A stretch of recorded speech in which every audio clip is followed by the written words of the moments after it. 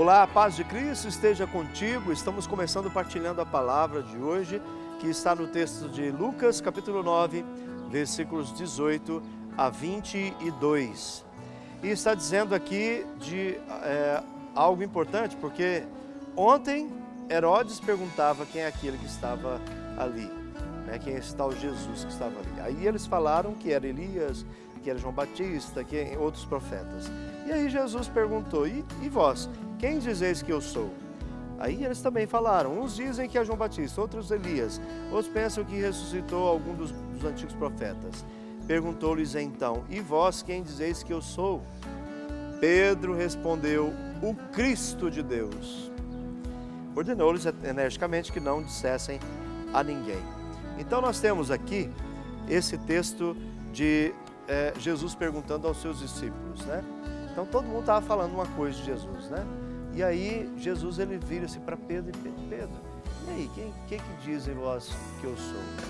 E aí, pelo jeito, era unânime entre eles, porque Pedro ele responde por todos, o Cristo de Deus, né? E por que Pedro ele responde assim? Por causa da experiência. Gente, é importantíssimo o que eu vou falar nesse instante. Pedro teve a experiência com Jesus. Pedro viu os milagres acontecendo. Pedro, ele proclama que Jesus Cristo, ele é o Cristo, Filho de Deus, né? Mas só que depois que Jesus morre, Pedro parece que esquece tudo isso e vai pescar, vai trabalhar, né? E esquece de todos os ensinamentos de Jesus e esquece que era para eles se colocarem em missão. Nós corremos um risco também tremendo de termos a nossa primeira experiência com Cristo, aí vamos para a igreja, estamos ali experimentando o Senhor e aí depois esquecemos dessa experiência e passamos a viver uma vida distante de Cristo, uma vida pagã. E a experiência que eu tive com Ele, pelo amor de Deus.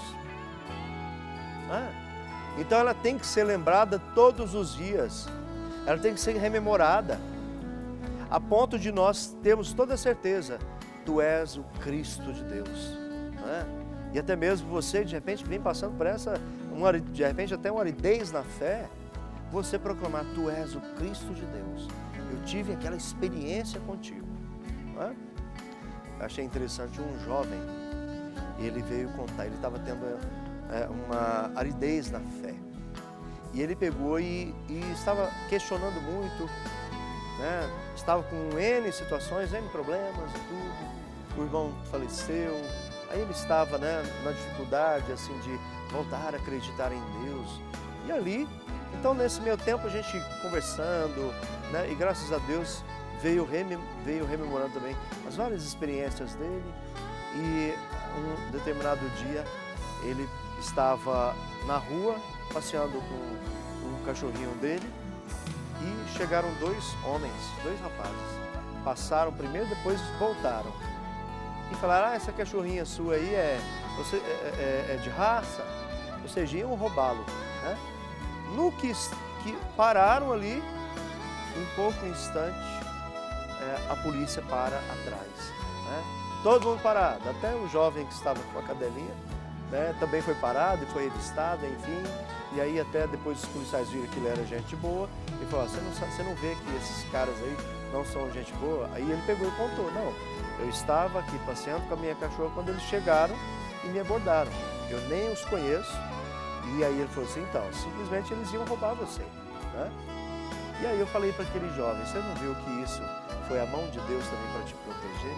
Aí ele falou, por isso que eu estou te ligando, padre, porque eu vi que foi Deus quem me protegeu, né? Uma experiência simples, mas os guardas podiam ter passado antes, e ele lá passeando com a cachorrinha. Os guardas podiam ter passado depois, e ele lá sem a cachorrinha e sem o celular, e ia falar, eu acabei de ser roubado. Os guardas podiam ter passado horas depois, ou horas antes, mas passaram naquele instante por quê? Aí tem sempre alguém que está rezando por ele lá, que é a mãe dele, né? Naquele instante estava rezando a quem? São Miguel Arcanjo, né? Fazendo a quaresma de São Miguel.